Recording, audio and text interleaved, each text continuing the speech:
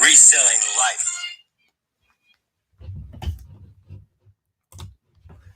Welcome everyone to another episode of This Is Your Reselling Life. Tonight we have the curbside king himself, Zach from We Flippin Good Stuff. He's a great admin in the group, well-rounded knowledge in reselling game. So without any further ado, we'll get him up on the screen and hear a little bit about his journey. G'day Zach, how are you? Hey guys, how are you? Good. Thanks for coming on tonight. Pleasure, absolute pleasure. It's been a while in the making, so It has indeed. We've been chasing you for a little while, so I'm glad that we've finally been able to land a night where we're both available to get you on. You've been very busy with both endeavours. So I guess while we're all here tonight is to hear a little bit about where it all began for you. So do you want to tell us a little bit about how you first got into reselling and why the hard rubbish? Yeah, sure. What was it, 2004, I opened my eBay account. My mum got me into eBay. We thought it'd be a good hobby at the time. I'd just gone through a relationship breakup. I'd just bought my first house. Had a couple of dogs and all that sort of stuff. So needed something to help support other than a full-time job as well. So I was working obviously full-time. I worked for Thrifting car rental and had done for 15 years, I think it was, up until last year. So yeah, got into eBay and was just a real hobby. Like I was just sort of selling stuff around the house, you know, the standard reselling story. Didn't even realize there was such a thing called reselling then, obviously. And obviously weren't YouTube videos on it and stuff. So, or Facebook groups. So yeah, started just doing garage sales. My cousin and I used to go out. She sold clothes on eBay. And we'd just go and hit garage sales on a Saturday morning and sell stuff. I had a big area under the house that was the house was a Queenslander. I lived in Queensland in Brisbane and it was up off the ground. So it was all concrete underneath. So it was a great area for storage. And I guess I've always had a bit of a hustle streak in me. I know when I was in primary school, I used to go to the local reject shop and buy the big jars of like Chupa Chups. And then take them to school and flog them off for 20 cents each and, you know, double my money sort of thing. So, so then life just kept going on for a little while and I just did a bit of eBay here and there and nothing really serious. Then moved to Melbourne when I met my wife. She lived in Melbourne. I lived in Queensland. So I decided to pack everything up and move down there. And then we got married, had Lucy. So then we decided to move to Sydney because her job moved us up to Sydney. And that's when it really sort of started to kick off for me that I guess I was doing a job I didn't really like by this stage. I wasn't enjoying as much as I used to. So I was looking for something different and the eBay thing popped up again and I started getting back into it a lot more seriously. I'd been doing the hard rubbish side of things in Melbourne a little bit, but when I moved to Sydney, the abundance of stuff was just incredible. I couldn't understand why every week you'd just see piles of rubbish on the side of the road in suburbs all over the place. It was just crazy. So I got into that and really started hitting that up hard and had some really good finds when we first moved up here and have continued to do so. So then that brings us to the beginning of last year, I guess, when I really started to take the eBay thing seriously. And by that point, I'd found YouTube and other resellers and realized, hey, I'm not the only person out there selling on eBay. And that I can actually make a real gig out of this. So really put everything into it and started with the, you know, Instagram and the social media side of it as well, and YouTube. And end of last year, I decided to quit my full-time job with the full support of Lou, my wife, and be a stay-at-home dad, essentially, but also give me that time to do full-time reselling. So here we are today. It's an awesome story. It's come, you know, a long way from the original beginnings, I suppose, and now it sort of partially supports your lifestyle as long as with your other gig, which we'll talk about in a little bit. Before we go any further, we'll just say good day to everyone in the chat. So Tracy was first in. She said before she falls asleep. We had Tommy come in, Toby from Captain Op Shop Nerd, Jazzy's in, Robin, Reseller Down Under, Tommy, Robin, my mum's in. Hey mum, Denny Carr. G'day Denny, good to see you mate. Thanks for coming in. Who else we got around here? Try and catch up. Ken's in. Ken Skeets. Shazad Hussein. Man, there's heat. Megan. Watcher 1421. Game on Couple. G'day, guys. It was great to chat to you the other night. Rob Aussie VHS Thrifter. Yeah, we've got Drew. Trying to catch up here. Look, I'm hustling.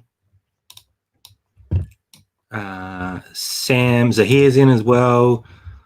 Sam, Jazzy's dropped your link in there, so thanks, Jazzy. KLC Reselling, which is Louise.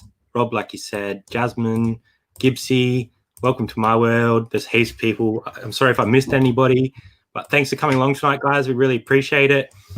We're all here to hear a bit more about Zach. So if you haven't subbed to Zach, head over to Zach's Instagram now. He also has a YouTube channel. So make sure you hit up We Flippin Good Stuff because they have some awesome videos out.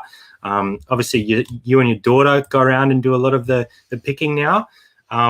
So what's Lucy's involvement and how has she sort of taken it all on board? Does she love it or? She loves it. She really enjoys it. She likes getting stuff for free because the amount of toys and things. Then we've pulled out brand new sealed boxes of frozen Lego and stuff that the kids have had birthday parties and just stuff's gotten thrown out because it's never been used. So she gets all that stuff. But yeah, I really started doing it to try and get her involved and understand the whole concept behind it of recycling and the cost of things and being able to reuse things without having to just throw them out and get a new one.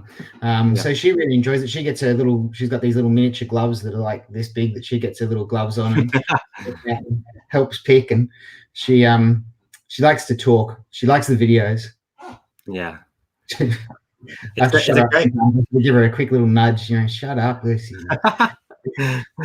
She's the star of the show, and I think having that knowledge from a young age is only going to help her growing up. Like it's going to be a skill that she has that you've taught her, and it can only be beneficial for the future, I suppose.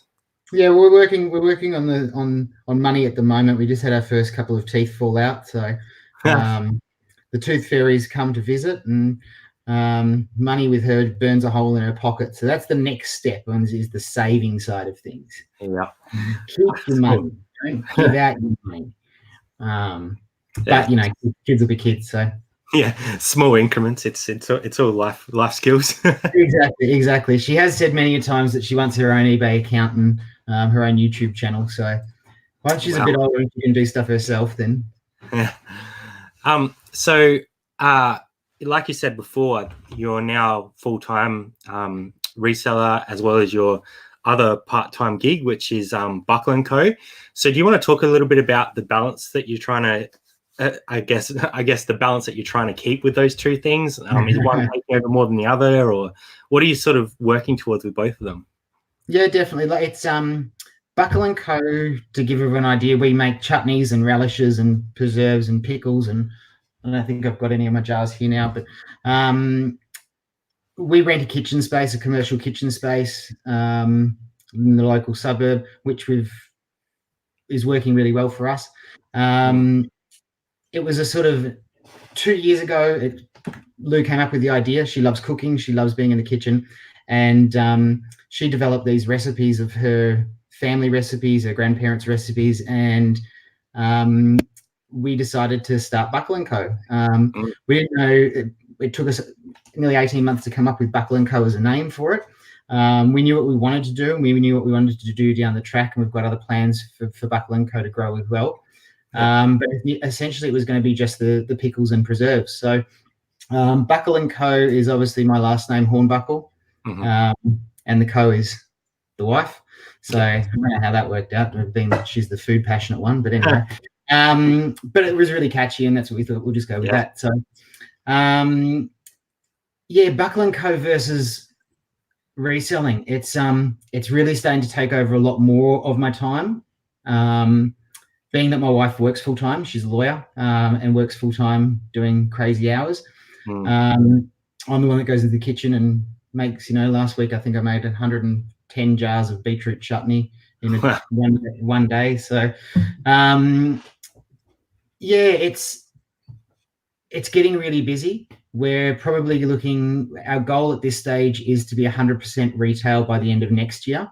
Wow. We've got 2 retail outlets that are hounding us for product at the moment, with another two in the pipeline that are potential. So we've also got some cafes that have approached us to do bulk wholesale quantities for them, for them to use in their cafes and restaurants and stuff. So it's really gone crazy. We didn't expect it to go as big as it has, as quick as it has.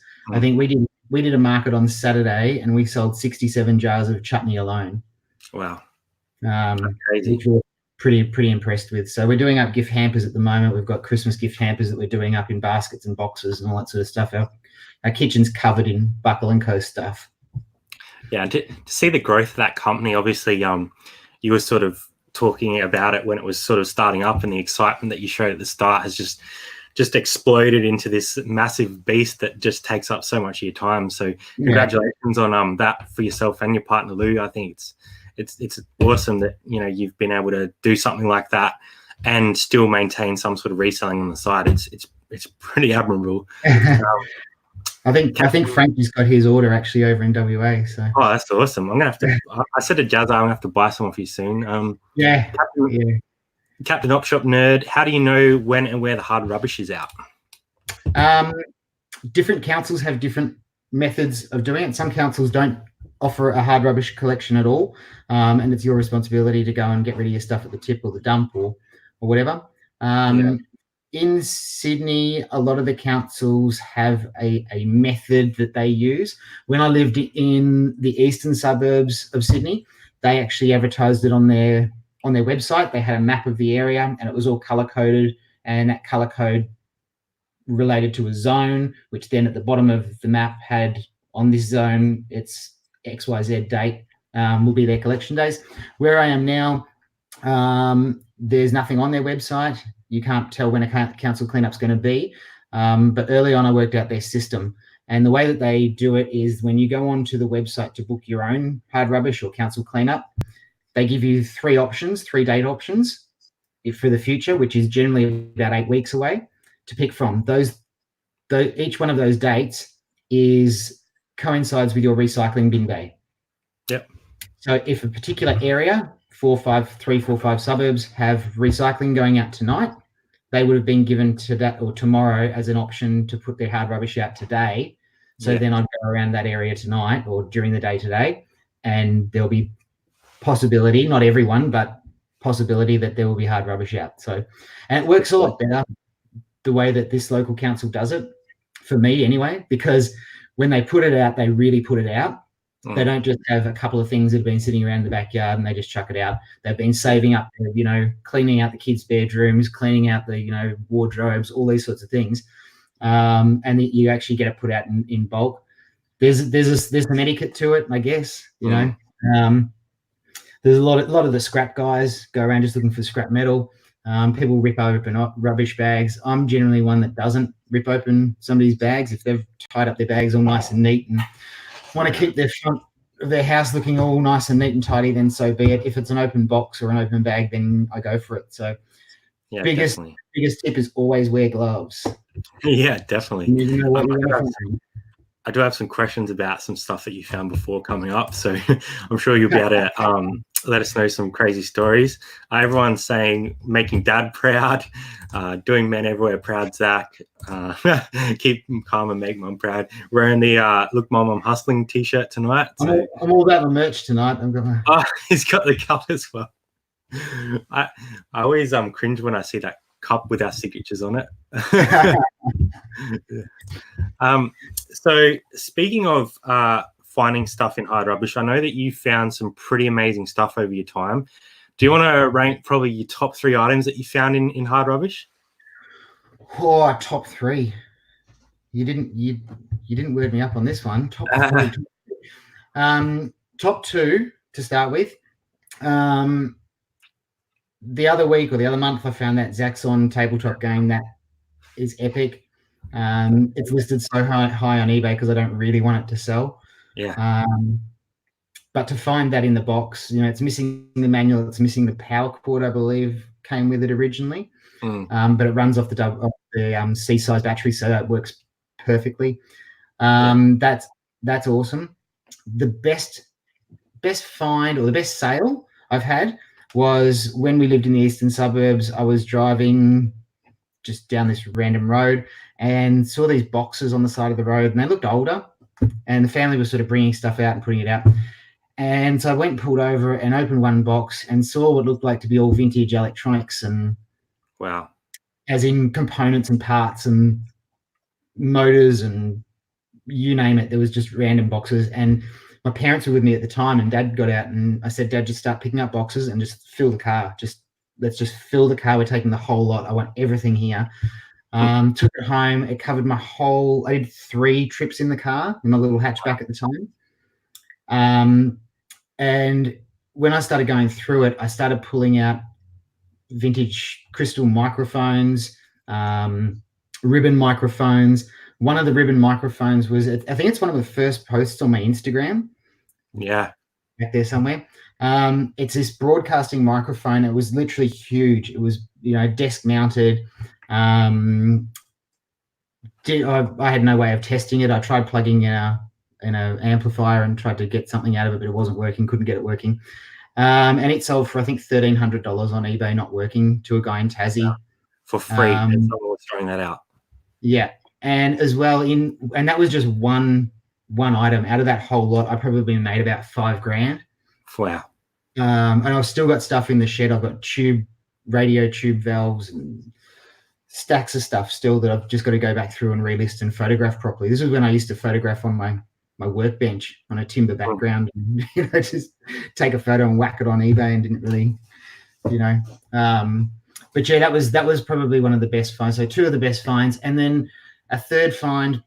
Well, to tell you the truth, I gave Lou a wallet not long ago, and I know people are going to tell me that it's fake. Well, it's not, but it's a Chanel wallet. It's a Chanel boy wallet. Wow. It was brand new with its authentication card still in the wallet. It's got the holograms on the inside tags. It's got the model numbers on the inside tags. Stitching's immaculate. Wow. Somebody actually stopped her at the market the other day and said, I just want to compliment you on your wallet. It's just to die for. Wow. And that got priced the other day. One of her friends at work, who's mad Chanel, said that it's a $3,000 wallet. Whoa. And someone threw that out. And that was on the side of the road. But yeah, it's crazy. Look, the things that people throw out. I think I picked up 4 bags of full rubbish bags full of brand new clothes with tags on them the other day. Rob has a question. What about when it rains? Do you still dare to take and test, or just leave it? No, I generally don't go picking in the rain. I can get that much stuff on a sunny day. That if it's a raining day, I can go, yeah, look, I'm just going to take the day off. Probably should get listing, hey. I have to stop. I've had to stop going sourcing because it's just incredible. I could fill the car every time I go out, and I could go out because of the way the system works. Is in the area where I live, I could go around our council, and on a Sunday night, Monday night, Tuesday night, Wednesday night, Thursday night, in any particular area, there'll be hard rubbish out every second week. That's crazy. So the abundance of stuff, and people have this mentality of throw it out instead of take the time to donate it. We do a lot of donations as well. We work with a lot of local charities. That anything that isn't quite resellable, or I've got too much of, or I just pick up for the sake of it's good, but I'm not going to sell it. And work with a lot of homeless shelters in Sydney. When they have, blanket drives and those sorts of things, we can find, blankets every other day when we go looking. We give it a wash and then parcel it all up and donate it out, and some church groups as well. So that's incredible. Not that I'm religious, but it's I prefer to see it go somewhere. It's at the end of the day. The other day I don't know if this will show up. I just wanted to see if it would, but the other day Lucy and I were just standing out the front, and we happened to look across, and there was a hard rubbish collection in our street. truck around, and it just crushes it, and it goes into landfill. Wow. Nothing's sorted. Nothing's done anything Just with. That's where some you've got to be very careful as well in some areas. Like in Melbourne, it's most of the time it's illegal. There was a guy that actually went and had kept a front court over picking up a vacuum cleaner on the side of the road in Melbourne. As trivial as that is, crazy. The reason for that is that they actually contracted it out and tendered the process out. So once it got put out, the companies could go around and take all the scrap metal and whatever they wanted to resell. But I don't really understand how that can work. Like, you can't stop them from taking something off the side of the road. Really, it's thrown out. Yeah. Welcome to My World has asked a pretty good question. Do you prefer Buckle and Co side of things or reselling? They're just two different things that you can't really compare. I love reselling. Like, reselling is in my blood. That's, if I could just resell full time and do that, I would. I like the aspect of also having a couple of different income streams as well. Yeah. And not just focusing on the reselling. Reselling can get lonely as well. The Buckle and Co side of things that we haven't quite got to yet, that really I'm looking forward to, is the sales side of things. My background, sales, like I said, I worked for Thrifty Car Rental for 15 years, sales and marketing manager, ops manager, state sales manager, all those different roles. So that's the part I'm really looking forward to getting to with Buckle and Co. At the moment, the process is the process that we have to go through to get to that, I guess. Prior to me working for Thrifty, I actually trained as a chef for 3 years and thought that chefing might be a thing for me, and decided after 3 years that definitely wasn't going to happen, because I hated it. It's a tough gig. It is. And so, yeah, the getting in the kitchen and actually producing isn't really my cup of tea. But at the same time, it's a means to an end at the same time. So it's nice to see how big it's growing. That's given me the confidence. Yeah. But to be the other, then reselling is my personal, what I get a kick out of. I love that, list something and see that eBay figures grow, see that money coming in. It's the salesman in me, putting money in the till. That's what it's all about. Yeah, definitely. Bravo Charlie's saying my mum also sells dumped items. She found several high-end bags worth thousands each, and some in $5,000 to $1,000 range. That's crazy. Yeah. Back from Burnout, Mel's in. Hey Mel, thanks for coming along. My mum's saying you find like jewelry is crazy. The amount of jewelry that you find, and because people think it's this broken mentality. I picked up a watch last week. When I think I showed you, I picked up an iPhone 4 brand new in its box. Like, it still had plastic seal around it. But I picked up a watch, and the little winder on the side, the knob had broken off. But it's a Seiko, can't remember, whatever it was. Looked on eBay, they're selling for like $400 to $600, $700 on eBay. Wow. So for parts only, I'll get $100. Yeah, easily. That's great. So things like that, and jewelry, silver jewelry, gold jewelry, money. There's something funny going on in chat here. How do you have such a clean fridge? No, not one magnet. Then he'd say, "Where's the fridge magnet?" Yeah, I won't show you the main fridge. This is the fridge in the study. We've got this fridge in the study, which was our original fridge when we moved into this place, because it didn't fit in the fridge gap in the kitchen. So we had to buy a new fridge for the fridge gap in the kitchen, which has got covered in Lucy drawings and magnets and stuff. And then we've got a stand-up freezer in the laundry, because we like to cook in this house. Yeah, it sounds like it. Not enough fridges in your house, apparently. Maybe you could find some more on the side of the road. Yeah, and it's good to be able to keep beer in each fridge. So that's awesome. I had some questions about, I guess, what reselling and reselling community has done for you. So I guess we've all got stories behind us, and we all find our ways into reselling differently. So what is reselling in general brought to your life? Has it sort of changed your life a lot? Has it given you new horizons that you never had before? Yeah, reselling. I think reselling saved me in a lot of ways.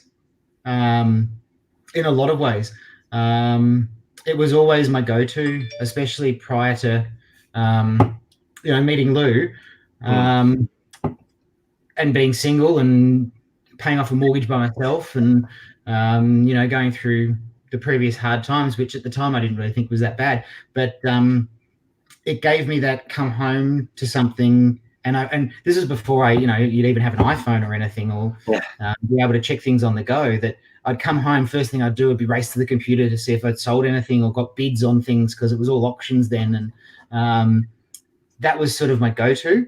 And then again, I guess being in a position with a job that was just killing me on the inside, I didn't even realize how depressed I'd gotten until Lou and Lucy said to me, you're not much fun to be around anymore. And that was a wake-up call to me that I needed to do something. I'd had my head in the reselling game, luckily, I think, during that period, but hadn't realized that was actually what could save me.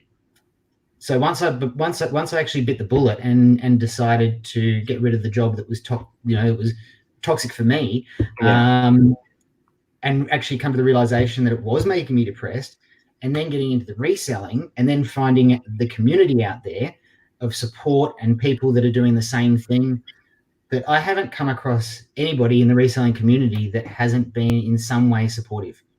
Yeah, wow. Yeah, I think reselling saved me in a lot of ways without even knowing it was saving me. Yeah, definitely. And the passion you show and the commitment that you show to the Facebook group in particular, like, I don't think anyone will ever question that. Like, it's just, you're a genuine person, and you're there for the community. So I want to personally thank you for what you've done, not only for myself and Jazz, but also the Facebook group and the wider community. It's great. Well, it is. And that's the thing, we all stick together. And that's the part I hadn't realized, especially moving to Sydney. We sort of found it very hard to make friends in Sydney before Lucy started school. It's a very sort of tight knit. Everyone has their little niche groups, and that's about it. And I remember when I first moved to Sydney, because I was only working 3 days a week when I was working at Thrifty.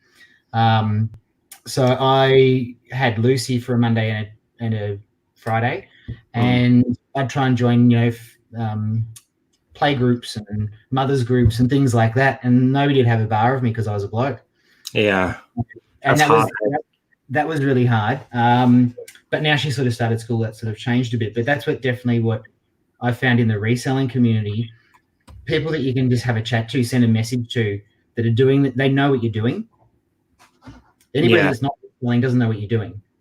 Yeah, it's a hard thing to explain to someone outside, and sure. The community is pretty strong. It's especially hard when people ask, so where do you get your stuff? I say, out of your trash pile at the front of your house. Yeah, I'm that guy. But the thing is, you're saving the planet one piece at a time, like you always say, which is another great part of what you do. Yeah. Rob's asking, Zach, have you found any vintage toys, action figures? All the time. That's what we look for. As soon as you see kids' toys, start ripping those boxes open. I found I mentioned it to Dom, Primetime Treasure Hunter, on his show the other week. But we've found Castle Grayskull complete. Yeah. I've found Snake Mountain complete. I've found Master of the Universe action figures, Star Wars, vintage Star Wars, Teenage Mutant Ninja Turtles, plush toys. Yeah, you name it. But yeah, definitely. And you get the vintage stuff, because people, and a lot of the thing that people will do a council cleanup for a deceased estate. They've got no idea what things are, and they just put it all out on the front page to go. They don't even go through it, because, and a lot of the time with the deceased estate, they're emotionally involved as well, so they don't want to go through it. Yeah. But yeah, definitely, the amount of stuff that you find is just incredible. game on couple, curbside collection normally list a date range for pickup, e.g. 18th to 29th. Do you go hunting a couple days prior to the start date as people put it out, or before the end date? Well, with the area that I go in, like I was saying earlier, there's council cleanups every second week on every night, Sunday to Thursday night, ready for collection the next morning. And the curbside truck comes around like real early the next morning. It comes before the rubbish and recycling trucks come around. Wow. So it's like, I think it's about 5:30, 6 o'clock when everything gets picked up and crashed, or starts to. So the day before, even 2 days before. So like if it's my area around where I live in the 3 suburbs around here, my bins go out on a Thursday night for collection on a Friday morning. So when I'm putting my recycling bin out that week, I'll go out on generally the Wednesday and the Thursday to try and get first in if somebody's had to, somebody can't put their rubbish out on the Thursday, so they do it on the Wednesday. But then the Thursday is when everybody's put it out. So, but yeah, first in always. Definitely. Jazz says, so much respect for Zach, Super Dad, and Captain Planet Picker. Captain Planet Picker. You should get a vintage Captain Planet. That'd be a cool pickup. That would be a very cool pickup. Great to be able to get support and friendship from fellow resellers. Absolutely. That's it. Are people still smashing TVs for the inner copper? I'm sure you see some pretty ugly behavior out there. Yeah. Look, picking hard rubbish can bring out the worst of people. Like I said, the scrap metal guys, generally the good ones, they're coming around, they've got a cordless drill, they just grab out the coils out of all the good stuff. There's guys that go around and cut cables like you see on taco stacked videos and those sorts of things. There can be, I've only ever had one guy want to fight me once. And the owner of the house came out and told him to settle down. Because he was like in my face, wanting to go, because he thought he'd pulled up on the pile of rubbish first. So he got to pick the whole thing first, and I had to wait and stand there and watch him until he'd gotten what he wanted. So good luck with that. yeah. And that's what I said, it's once it's out, it's out. Look, if I find something that you want, so be it. You didn't find it first, Yeah, no, it's each man for their own. You got to be quick. Got to be in there. There's Get no point. You don't get your tape measure out whether the table's going to fit in your living room or something. You get in there and you get the good stuff and you go. If you see a full box of something or something, a couple of things in one box, you grab the whole box. Yeah, definitely worthwhile. So conversely, opposed to some of the best items you found, what is some of the scariest things or the craziest things you found? Things that just turned you right off? There's a couple that come to mind. Like I said, there's lots of boxes, so everybody puts out boxes, and there was this one archive box that I'll never forget. And like I said, always wear gloves. Always wear your gloves. That I was like opening boxes, opened this archive box, and like it was a big archive box, and it was half full of dog shit. Literally, Rob, dog shit. Rob's been in your area. So I guarantee it will have been an end of lease, and somebody's been feral pigs and just let their dog crap everywhere. And it's yes, that was an interesting one. And haven't found. I always think I'm going to find drugs, like that's going to be something that you'd find. Never actually come across it. Never come across anything drug related, needles or anything. But have come across like lots of prescription stuff, like hardcore methadone prescription stuff, and but nothing too bad. Yeah, that's dog shit. Nothing too bad, really. People throw out their like household trash, so you can come across a bag and open it up, and you're like, whoa, that's not something I'm going digging through. But no, nothing too bad. Nothing I've ever had to call the police about. That's good. That's good. VHS collectors' dog shit days have to end up somewhere. You found it. They all end up in that archive box. Yeah. So, guys, we've got 25 minutes left with Zach. We've got 44 people in watching, so please drop a question in the chat if you have any for Zach. Great knowledge in a lot of spaces, which I guess as part of a curbside pick you have to. So I guess what are you well versed in? Have there been things that you've learned really well because of having to learn curbside stuff, or are you sort of a man of many traits and learn as you go? Probably eclectic. Eclectic is probably the best word. I know a little bit about a lot of things. I know a lot more than the people that are throwing out the stuff because I know that there's value in it. But that's where, people have asked me before, how do you know the value in something? And I don't know whether it's just having an eye for it or knowing a little bit about a lot of things that you can sort of go, well, man, I know that Quicksilver jacket that I picked up at that garage sale for $2 is a score because it looks vintage and it is vintage. Or when you're going through piles of hard rubbish that you're seeing toys and you're looking, where to look for the date stamp on it. Or what Castle Grayskull looks like, or some basic clothing brands that you can pick up and know that it's going to sell for more than landfill is going to get for it. So, but yeah, it's I love vintage and retro myself personally. So I've got a funny thing, but I went through a big phase of collecting pottery and glassware, and I've got quite a large collection of carnival glass, which is that glass that looks like it's been dipped in oil type look to it. And Bendigo pottery. I think I've got 3 boxes of Bendigo pottery somewhere. But I really had this thing for pottery and glassware. So it's sort of just evolved from there. And as I've done it year after year, I've sort of learnt more. I love the research of it too. I love getting on and looking at solds and scrolling through Facebook Marketplace and Gumtree. And one of my things when I started doing eBay and doing, my mentality on sourcing was all I want to do is make $1. That's all I want to do. Get my fees and shipping covered, get any other expenses covered, and make $1. Then try and make $2 and $10 and $20 and finding those bigger items. And it's that sort of flip mentality. And I guess that's just come with knowledge and over time. Yeah, definitely. Robin's asked, what item are you not prepared to sell? I think that's what we're going with there. Probably nothing.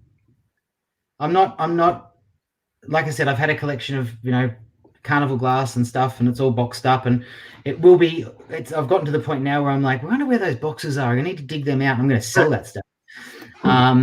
Because at the end of the day, money is king to me, as far as I'm concerned. I want the dollar, not the item anymore. I've sort of come full circle from being collector hoarder to I just want to put money in the bank and be able to do things. Be able to do things for Lucy and have cash in your wallet and that sort of stuff. So Game On asks, is curbside picking your only sourcing method, or do you also go to op shops, as Megan has asked? Yes, I do go to op shops as well. I definitely don't go to op shops. Let's say I've got 2 main op shops that I go to. That's it. I've done the bins once out at Villawood, and I got so much stuff that I was too scared to go back again because I think I spent $220 and got 28 kilos of clothes. So yeah, I'm still going through that stuff and still getting some of that stuff listed. But probably 80% of what I source is from the side of the road. I do source quite a lot from Gumtree and Facebook Marketplace as well. That's awesome. Zach, do you think the people that disrespect curbside pickups by leaving a huge mess after them will make it harder for trash picking in the future? Yes. And that's where I say I leave a pile of rubbish the same way I found it, if not tidier. And that's, something that I teach Lucy as well, and that's a respect thing that she's learning. And even if somebody else is at the pile and makes a bit of a mess, I'll sort of, tidy it up a little bit before I jump in the car and head off as well. And always asking, there's a lot of times where you'll be there because you're trying to be first in. You'll see somebody actually bringing their stuff out to put on curbside. and I always have the general rule to ask, and I make sure that people are okay with me picking through their stuff. And the reason for that is that you often will get asked to come inside and have a look at what they're throwing out before they actually throw it out. Yeah.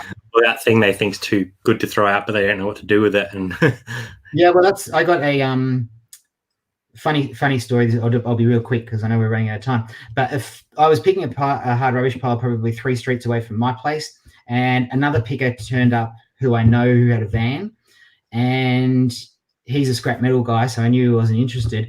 But the guy who was cleaning out this house had this, it's like I think it's about 1930s China cabinet. It's like the rounded front timber with the rounded glass front with the mirrored background and all that glass shelving and everything in it. And Lou'd been saying that she wanted a China cabinet for ages. And I've only got a hatchback, so I couldn't do it. But I knew I had scrap metal at home. I had some copper I'd saved up and some aluminium, other bits and pieces. So I said to this other picker guy, "Hey, can you chuck this in the back of your van? We'll race it up to my place, and I'll give you three milk crates full of scrap metal." So at the same time as I was doing that, this other guy, the guy had a full mica kitchen table with the retro chairs and everything.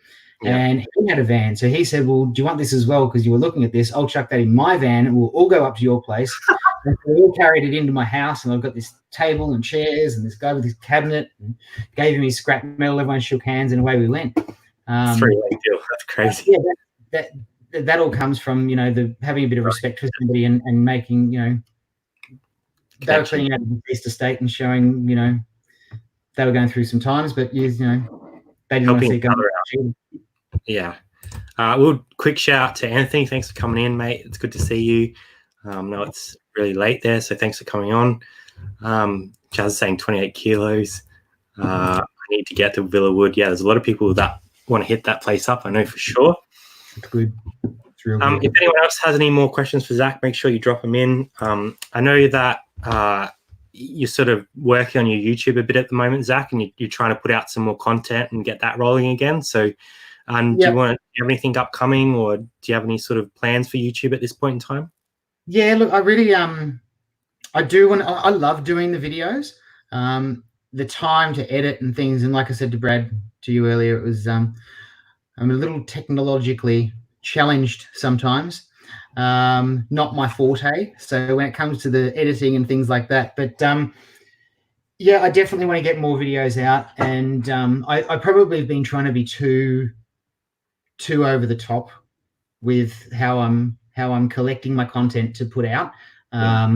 I've always gone, one trash pick, because you can get so much in one trash pick that it's a full video. One afternoon of driving around and you've got a carload of stuff before you then take it out of the car and then go and put it in the shed and work through it all. You want to do the video of showing it all and the whole section of it. Otherwise it just gets lost, and that's where sometimes I don't have the time to do that. So it just goes from car to shed to listing, and then you go, I did all the work on the picking of it and video the picking of it, but didn't video the whole of it. So just put out stuff. That's what people love. Yeah, so working through that at the moment and talking to you, and I'll talk further with you about desktop programs to use for editing and stuff, because I've got my GoPro and I prefer to actually use a chest mount GoPro than my phone, because you need your 2 hands to be able to go picking. Even having a tripod, it's hard to sit it down, and you get some weird looks from people when you've got a tripod sitting there talking to yourself, going through their rubbish. So. Wow. Well, I hope you definitely put some more stuff out, because we love seeing your curbside pickups. And like I said, even if it's just the picking side of it, that's the fun stuff. And then if you get to the hole, you get to the hole. If you don't, well, there's still some mystery there. And maybe even just doing a video of a couple of different trash piles on one day and a couple of different trash piles on another day, and then have one video each week of just different trash piles and what was in them, and minimize the haul. Yeah, the thrill of the hunt is the cool part, I think. Andrew's asking, is there anything you have thrown out yourself that you now realize was worth more than you thought? No. Good question. Like I said, I'm all about making that $1. If I pick up my packing supplies out of the hard rubbish. So I get all my bubble wrap, I get boxes, I get all my cardboard. I've never bought a roll of bubble wrap in my reselling life. ever. That's crazy. Oh no, I don't throw anything out that I can sell. I even cleaned out Lucy's wardrobe yesterday. I was like, "Ooh, this is a nice Ralph Lauren kids top. That's going in the shed." Look, I'm saying would easily watch an unedited hour straight of picking for show. Robin's saying, maybe that could be the thing. yeah. Living in warehouse in industrial estate, I go through the scrap bins every Monday night. It's amazing what people throw out. I've found incredible items like tools. Wow, new in box. It's insane. Yeah, I sold a chainsaw the other week on Facebook Marketplace for $80 that I couldn't get started. That I got off the side of the road. That's crazy. And if I find tools, I've had to stop picking up tools because you find tools all the time. I've got Makita jackhammers. I've got GMC full 5-piece battery operated, massive big chest of tools. Yeah, I could go on and on and on and on and on about the stuff that you pick. Rob said he's going to make you an intro song, so that'll get you going. Yeah, I probably need to touch up on my intro. I need a new banner as well for my YouTube. I don't like the money. I plan to talk about that. Haven't bought bubble wrap since 2007. Yeah, you'd be my man for bubble wrap too. You'd be in the same boat. Yeah. You'd be finding bubble wrap and packaging supplies like crazy. Just some uncut videos with nice background music, and you're doing a voiceover talking way through it. Absolutely. I don't know what he's trying to say here. Best thing I ever. I think he's trying to say best thing I ever found. Damn phone. That's all good. See, He's got autocorrect on. Yeah. So, what does the future look like for Zach? Are you planning? I guess what are your goals? Is what I'm trying to ask. Look, I really want to build eBay. I want to upgrade to the next store level. At the moment, I'm a basic store. I want to get up to sort of 1,500 listings. I want to work on my organization and inventory controls and systems. Like I said, with Buckle & Co., I really want to see Buckle & Co. kick off. And there's things happening in the background that I can't talk about now, but future plans for Buckle & Co. that are pretty exciting. Obviously, the chutney stuff we're looking at being retail by the end of next year. Look, I don't want to be too bogged down with stuff either. Like, half the reason why I'm enjoying my life so much these days, doing reselling and the Buckle & Co. stuff and being a dad and doing all that sort of stuff, is the freedom. Yeah. I'm not one that wants to go and make $1 million and sit back and go, woohoo, I'm rich. And if I won 40 million in Lotto tomorrow, I'd still resell. Yeah. Just because it's fun. I've said that to Jazzy. I was like, if I won Lotto, I'd still resell. Like, it's just, yeah, sure. I'd just have bigger things. Yeah. It wouldn't be fish food. It might be wholesale. Yeah. Fishing charter boats, Yeah, that's it. But I don't have any sort of real goal that I want to go and be a YouTube star or make $1 million on eBay or anything like that. I'm enjoying life and living every moment that I can. Yeah, I guess just maintaining that that level of family and enjoyment in your life is what your goals are. Which sure. I don't think you can have any better goals than that. That's what everyone wants, regardless of if you want to be rich or famous. If you don't have family and friends, then what do you have really? It's so true. Saying enjoyed listening, especially around running a food company alongside reselling, both pretty hard, pretty hands-on businesses. I'm losing my voice here. They are. I'm in the kitchen on Thursday. We just had to order a second box of, I think we ordered another 1,500 labels last week, because in the last 6 months we've gone through 1,500 labels for jars. I'm going in the kitchen on Thursday. I'm making the dill cucumbers on Thursday, dill and mustard seed cucumbers. And we'll probably get out maybe close to 120 jars of those during school hours, because I've got to do drop off and pick up. So I'm going to drop Lucy off, race to the kitchen, prep everything, cook everything, jar everything. It's all measured with pH meters and temperature gauges to be, good safety stuff. And then get back to school for 3:30 to get her. So it is a technique. But seeing the rewards from it and seeing people, the best thing is doing these markets. We were making this chutney at home, doing trial batches 18 months ago, and we liked it. Our family said they liked it, but we never really trusted anybody. And then going to these markets where these people come back and they bring you back their empty jar and go, "Hey, I want 4 of these again." And it's like, "Oh, really? Wow, yeah, that's amazing." External recognition, because you don't really know if your family's telling the truth or they're just trying to be kind. Exactly. Blowing smoke up your ass, telling you you're doing a great job, and next thing you know, you go and sell it to somebody, and they're like, "Oh, this is terrible." Megan's asking, I might have missed this earlier, but how can we buy from Buckle & Co? At the moment, we're on Facebook and Instagram. So if you follow Buckle & Co on Facebook and Instagram, we do have a website. If there's anybody out there in chat world that is really good at building websites, it's there. We just need a few things tweaked on it before we can pull the trigger and launch, and it will have a shopping cart attached. But at the moment, Facebook and Instagram, direct messages. I know Frank bought a couple of jars from us and we shipped them off to WA for him. And because I'm a reseller, that shit was packaged like a beast with bubble wrap to the max and double boxed. But yeah, so you can message us. We can send you through a list of the products that we've got. We currently have 5 products. We do a beetroot chutney, a tomato chutney, a dill cucumbers, onion marmalade, and our pickled onions. That's awesome. I'm definitely gonna have to drop an order with you and get some, because I've been keen for it for a while. I just haven't got around to it. So I know. I promised you one of those sample jars, but I realized I can't send them because they're like little, and I've opened jars and put it in so it doesn't last. So it has to be refrigerated. And anyway, too hard. David's come in the chat as well. Thanks, David, for coming along. Jazz is saying Lucy must have some rad stories to tell at school. Absolutely. She calls herself the managing director of Buckle & Co. and goes around the market with her little animation on telling everyone she's the managing director. So that's so cute. Robin says she's going to order 5 cucumber. Here's a good question: new jars or recycle?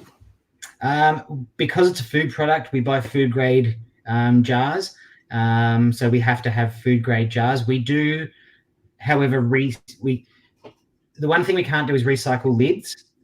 A lid can only be used once because of the amount of vinegar in the product. It actually starts to break down the rubber sealing and the food grade sealing on the lid.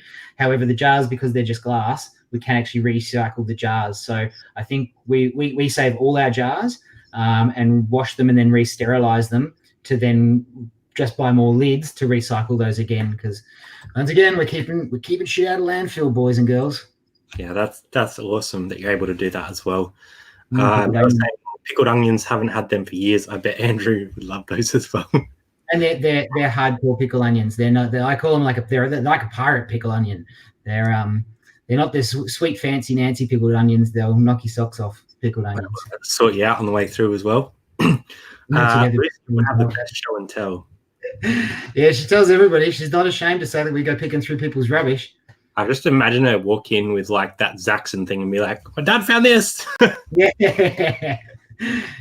Yeah, she loves it. She and like getting her out and getting with the gloves on and having a bit of a look through stuff as well. Obviously, I'm very careful with that because you don't want her to find the wrong things. But in the right situations, it's all good. Yeah, definitely. I guess I had a couple more questions about the Facebook page. So the Australian Reseller group. What's your sort of goals for that in the future? Obviously, with yourself and Cam, that sort of kicked it all off, and a few of us have jumped in the back end to try and help out. But where do you see that going? Is there a number you want to hit, or you just want to keep growing the community and keeping it like a nice, safe, happy place? Yeah, definitely want to keep it a nice, safe, happy place. It's not a group where I want to just let it go off and let it manage itself. I do want to be very hands-on, with you guys as well, to keep it the safe and respectful environment that we've currently got and we've stuck to from day dot. And that's the biggest thing with the Facebook group. I've seen we're all members of lots of Facebook groups, I'm sure, for reselling and eBay and whatever. And it can get really ugly sometimes. Mhm. And the second it starts to, that sort of stuff happens, we're going to be nipping it in the bud. As far as goals for the group, I just want to see it keep growing. I want to see it reach as many people as possible. I think because of the name of the Facebook group, we're very Australian orientated. And a lot of us, because we haven't had that here in Australia for that reselling Facebook group or groups to be involved with, we've all had each other individually on Instagram and things like that. But to have that one centralized group, I think it's great. I like seeing some of the international resellers coming into it as well now, some of the guys from the UK and the US, because they bring a whole different knowledge as well, and they can learn from us as well, like we've always said. But to have that safe group for Australian resellers to go and talk, whether you're, you guys buying wholesale massive bulk lots and auction lots and things, or, somebody that goes to the op shop once every month to buy a couple of things to resell to make a few extra dollars. It doesn't matter who you are in that group. You can ask a question and you won't be put down for asking something silly or that's been asked before or what you think is silly or anything. There's no silly questions. And that's what I really love. Yeah. You're always learning. Doesn't matter what level you get to. There's always something that you don't know or you won't know that someone else will know. So that's what I love about the group, is I'm learning every single day. Same. And that's that other thing that we're talking about. A knowledge base is having that and just seeing that. You're not even commenting, like, I don't comment on every single post that comes out, but I go, oh wow, I never knew that brand was something to pick up, because I'm not a big clothes reseller. Who knew? I would never have ever thought that a Bjork t-shirt would sell for $995. Yeah, that's crazy. That was a crazy set of sales, that one, for that. That's insane. There's still 2 listed and 1 sold for $995. Like, that's insane. And the copies that are out there are incredible. You can buy one from China, exactly the same looking t-shirt for, $25. Crazy. Neville's dropped in. So, hey, Neville, thanks for coming along. Mel's put the group name in there. Jazzy dropped the link to your YouTube channel just before as well. So if you guys want to scroll up, smash that up to Zach. Hopefully he's going to be putting out some new content soon. But he has some awesome videos that are already there. If you missed them, go back and watch them. Binge watch them, because you'll learn something, guaranteed. And it's always a bit of fun. So we're coming towards the end. If anyone has any last-minute questions for Zach, please drop them in. It's been a great chat. I really wanted to thank Zach for coming on. I appreciate all the support that you've given us, and I hope that the relationship can definitely continue into the future. For sure. Shazad's saying, I'm never surprised to know how little I know. Yeah, absolutely. Yeah. I think that's the thing with reselling. If you're not learning something, you're probably not trying, because it's crazy. Everyone's probably already subbed, but get on your second accounts and sub again. Sub your dog, sub your cat, sub everyone, because it's definitely worthwhile. And Zach brings something so different to the table. Like, the curbside stuff is such a different game to what everyone else is bringing. It's really cool. It's good fun. Yeah, great. Just don't come in my area. don't tread on Zach's patch, because he'll sort you out. Yeah, that's the thing. There's so much to go around. That's what I like about it too, is that I don't care either. Like, Lou said to me, why would you do videos telling people how you find this stuff for nothing? You're crazy. Why are you doing this? Well, there's enough. There's so much of it. I can't save everything. No, it's very true. And something that you might not pick up, someone else might pick up and think it's great. So yeah, exactly. Great show, guys. Respect. Yeah, I think what you're doing for you and your family, and identifying early on that your work wasn't working for you in your full-time job, and being able to step away from that and become what you are now, I think identifying that is something that you've got to understand, that was yourself and your family that pushed you in that direction, and it's changed your life, really. It did totally. I was watching, I was at that point in my life where I was watching all this Gary Vee stuff and finding resellers and trying to get motivation for something that I wasn't getting in my life. My family life was great. Everything, relationship wise and all that sort of stuff was beautiful, but I didn't realize that this work thing was just killing me. Yeah. That would it be worth hiring someone to help you listing? Yeah, I'd love to. I think I'd we'd all love- love to, but you got to get to a certain level to do that. Yeah. I've even got, I've got some friends that have got teenage daughters where I've even said to them whether they want to do, Part-time. part-time, just, per item stuff where they can come around, photograph and list, even if I'm not here. But at the same time, it's sort of, I'm a bit of a control freak too, that I've got my system. And that's where I said working on a system, I don't have an inventory system as such. If you saw my shed, nobody could walk into my shed and know where anything was, but I know where everything is. And that's where I want to get to have, SKU numbers and, tubs. I've got tubs, but they're not necessarily, I know that those jeans are in that tub over there. So, You've got the old school system of knowledge, which correct. which sometimes goes overlooked, I think. But I couldn't find a book the other day I sold. I sold a book and I couldn't find it for the life of me. And I thought, oh man, I better have a look in that box over there of books I'm going to take to the op shop to donate. Sure enough, I put it in there. Wow, that's lucky. Yeah. All right, guys. Well, we've passed the hour mark, so we'll let Zach get back to his family life and getting those Buckle & Co. goods ready and getting some reselling done as well. But thanks, everyone, for coming along. If you haven't subbed to Zach, please do. Links up in the chat there. And I guess that's all from us tonight. So we'll see you next time Thanks, guys. on this Your Reselling Life. Thanks, Zach. Thanks, guys. Appreciate it. Bye, everyone.